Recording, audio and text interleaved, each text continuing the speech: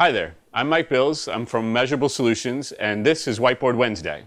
So today we're going to talk about being tied to your practice. If you ever feel like there's a rope around you and every time you walk out of your practice there's a problem list that's there for you to solve when you get back, well then you are definitely tied to your practice, right?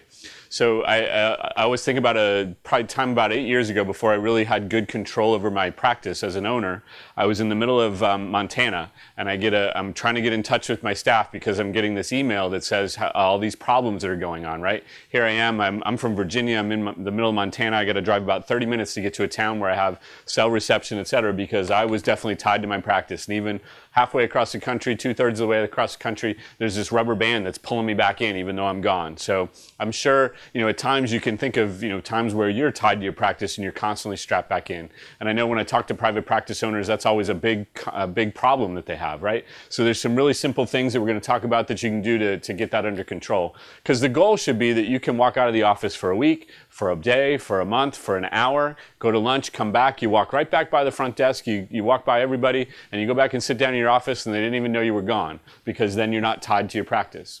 So you really got to be able to do a couple of things. The first thing you got to do is figure out what are the things that you're doing that other people should be able to and aren't doing, so that you can get those things off of you, right? Because I want you to give up some things right now today that you're doing that other people need to know how to do that you don't need to be doing, so that you're not tied to your practice.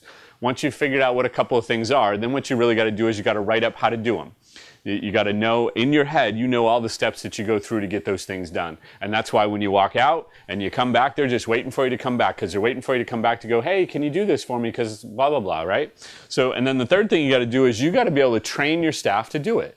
When you walk out of that door, you need to know that they're going to be able to handle things the exact same way you're going to. Otherwise, you're going to be there from 6:30 in the morning till 7 o'clock at night, because you're the only one that's trained to do it. So you got to get them trained, right? So here's a real quick review. You got to give up 3 things. So your assignment for this week is pick 3 things that you're doing and give those things up. Figure out who you're going to give them to, who are you going to help to be able to figure out how to do those things.